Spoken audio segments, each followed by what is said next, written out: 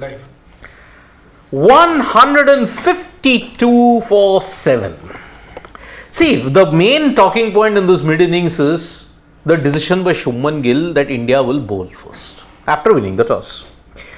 If you see the trend that has been there in the last 3 games, first game India couldn't chase. Second game, I think India comfortably chased, if I'm not mistaken. Third game, they couldn't chase. Yeah. Third game, they couldn't chase Zimbabwe because the score was 234. Fourth game, 152 is a very middling kind of a total. But yes, Zimbabwe have got 3 very good bowlers in Muzarabani, Ingarawa and Chatara. But so was 115 in the opening T20. With Sikandar Raza, you don't know, because see, today he's had a very good day with the bat. 46 of 28. And 25 and 32, I mean, Zimbabwe had a partnership of 63 opening. That itself is a very good sign that, yeah, perhaps they have put a very good total on the board, 152. But it's a very, you may have to debate, is 150 a very, you may say, a gettable score? Because you have some fears, if I have to look at it, isn't it? Yeah, absolutely. I think 150 is on any given day in T20s is a very gettable total. But the way things have gone about at Harare in the first couple of T20s, I think the team winning the toss would always want to fancy batting first. Having said that, it was a gutsy move from Shubman Gill to bowl first. But I think primarily it was taken into consideration that if anything is required, or if India do not really are able to cover those bases heading into the 5th T20, then it would have been a problem. So this is where I think India have taken a risk, because the wicket tends to get slower, something that Shashwat and I also discussed when the toss happened. So 150, I feel, according to me, is a very good score by Zimbabwe, and India might have a tough time chasing it down. Today, see, this knock, I mean, if India are chasing and they manage to get the total, it will need something very good from the likes of the top order. The top order have looked a little, you may say, dodgy. In game number 1, Abhishek Sharma managed to blast his way out, but Shubman failed in 2 games.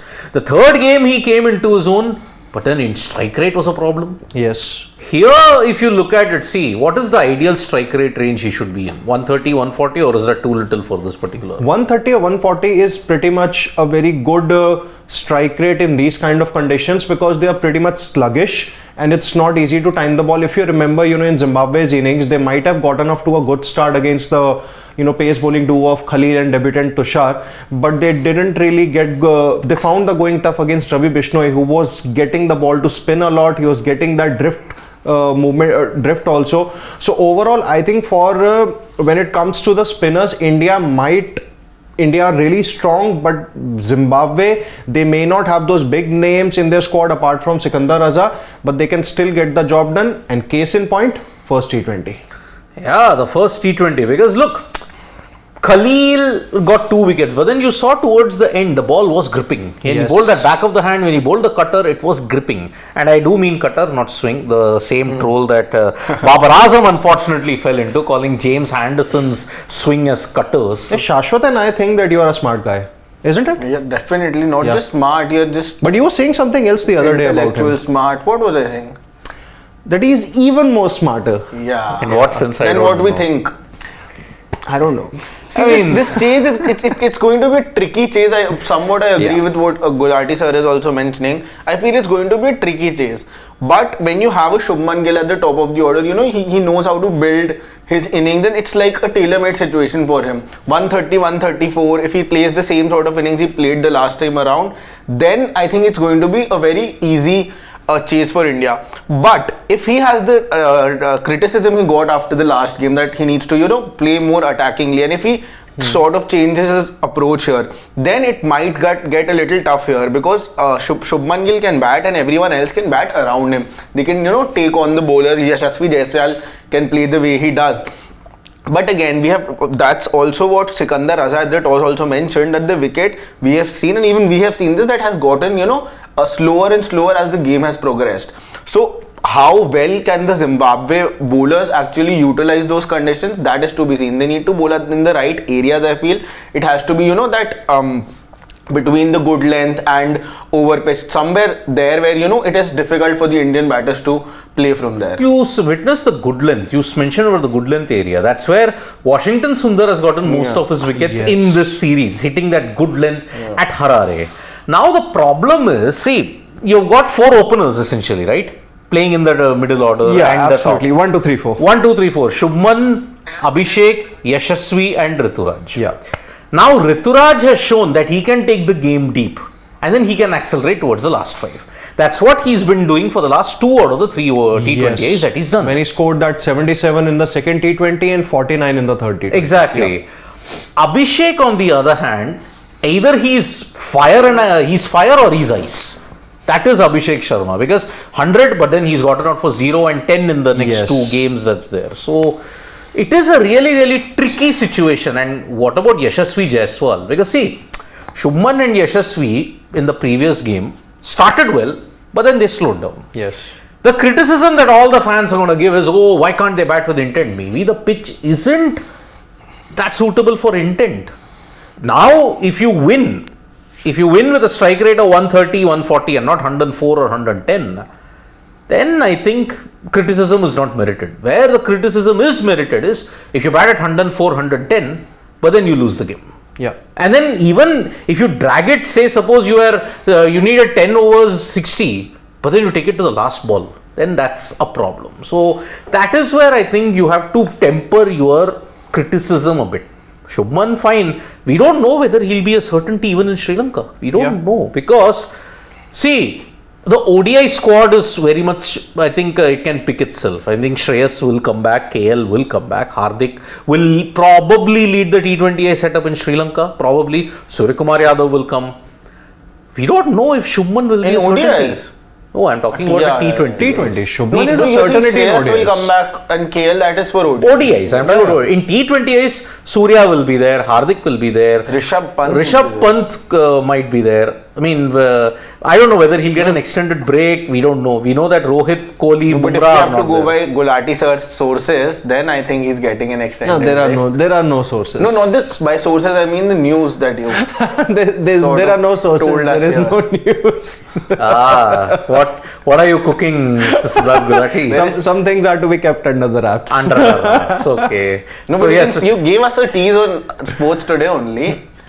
see, it's like a silver foil you put on whatever you're Yeah. cooking. Fine. Let that source be where it is. But then see, next week, see, this is one game. If India lose this, then you're unfortunately going into the decider on Sunday at the same venue. Then after that, mostly by Monday or Tuesday, maybe the squad for Sri Lanka might be picked. Yes, both the T20s and Both the T20Is and in all likelihood, Hardik Pandya will be handed the captaincy of T20 format. And if sources are anything to go by, then KL Rahul or KL Rahul might be KL the Rahul or one-day captain. Rohit But stand-in one-day captain. I'm saying Hardik Pandya. Yeah. Or KL Hardik Rahul, one of Pandya's them in workload will ODI be also. managed, Yeah. most likely. Because see, if you have to look at from this series in particular, who are all going to make a mark? Abhishek will be under the scanner. Rituraj will be under the scanner. Yashasvi will definitely be under the scanner. What about Shubman Gill? Sidvi sir, from this series, the people who are a certainty, that is a Khalil, I think, would be a certainty. Ravi Bishnoi would be a certainty. Washington Sundar would be a certainty. Shivam Dube would be a certainty, for sure. Okay. Only people who need to, make their, be in that. I think there are just 2 people who would, from here, who would not have been in that tour, but would be after this, could be Rituraj Gaikwad and Abhishek Sharma. But we also have to remember that how recency plays a factor, not just in the minds of the fans, but also in the minds of the selectors. We have seen that every time, that on the basis of the IPL, you picked somebody for the World Cup, and that's on the basis of recency. The century Abhishek Sharma had gotten, it has been a couple of games since then. So I think again he needs to leave a mark. With 100, I know he has definitely shown that he has the potential and everything. He broke the door down and came into this side. But if he wants to be a certainty in India's T20Is, then he needs to, again step up today. And for him, I think the approach for him and a Yashasvi should be the same, because you have a Shubman Gill whom you can play around, so a Yashasvi and an Abhishek Sharma should, go and play aggressive cricket. Because if Abhishek Sharma also plays his cricket at 130, 140, then he wouldn't be leaving a mark. He might just end up getting a 45 ball, 60 or something odd, but that won't make him merit his place in the coming up Sri Lanka series. See, last Saturday, Abhishek scored a century. Yeah. Isn't it? Last Sunday he had scored a century. This weekend, will Abhishek Sharma continue the consistency? Because see, 0, 100, 10. Let's see how he performs here. Then, if you look at Shubman, bad start, but he's bounced back on Wednesday. 50, yeah. Rituraj has been the only consistent at this point, and you're seeing Shubman and Yashasvi open the batting now. The start that you give, suppose if Yashasvi hits a 10 ball 30. Great. Shubman, 10 ball 25. If he hits a 20 ball 30, Shubman, will that be fine?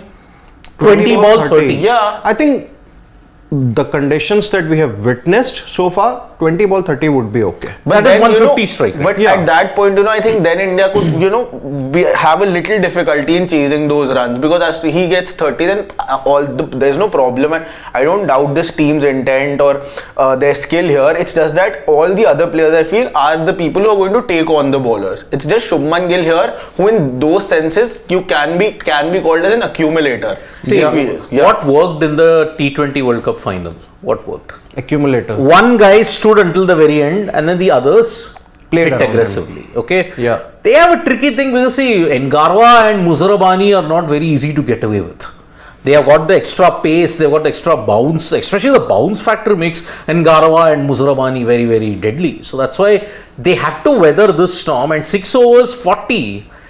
Then I think it's game on. Should be okay. Yeah. I think it's game on. I think from the 4 openers that we have discussed about, Yashasvi Jaiswal, irrespective of the performances in this series, he selects himself for the Sri Lanka T20s. He does. Gill, I think people are saying that, even you have also pinpointed here, that he might be under the scanner, or he might be under pressure if he doesn't get those runs in the remaining Zimbabwe matches.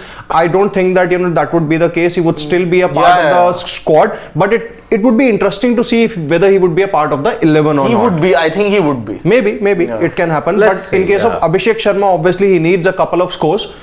But then Ruturaj Gaikwad, despite the 2 performances that he has had in the previous 2 T20s against Zimbabwe, even if he gets some runs in the remaining in this innings and in the 50-22, it'll be difficult to ignore him. No, yeah, actually it would be difficult to ignore him, but I don't think that it would do any good for him as far as his future with India's T20 squad is concerned, primarily because he's batting at number 4 and our middle order is completely stacked with Surya Kumar Yadav, Hardik Pandya, Rishabh Pant, Akshar Patel and on coming in.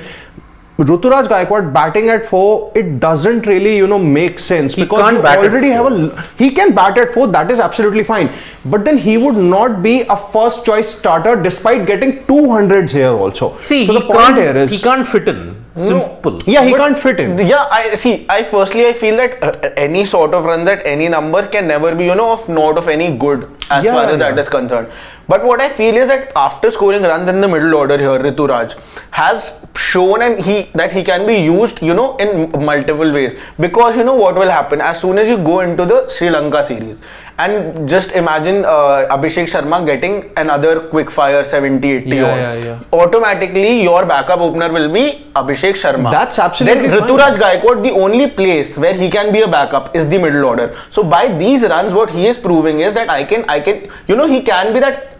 At floater. times you have taken wicket keepers, so he can be that floater. So automatically when you have people who can bat on various numbers, that's why you had a Sanju Samson also, so he can be a floater. Same case for Rituraj Gaikwad. I think that would be something that will work in favor for him, because then you can have a batterless, you can have the same guy as a backup opener also and as a backup middle order also. So that's a good perspective. So let's see, Yashasvi has gotten off the mark with a couple, and I think he's hit a boundary as well. First boundary of India's innings, coming off the 4th ball. Is it just me, or even you guys feel that the outfield is a bit slow? It is a bit slow. I think the outfield is a bit heavy. Not because of any rain or anything. I think the grass just is a little. The grass is thicker, so that's why.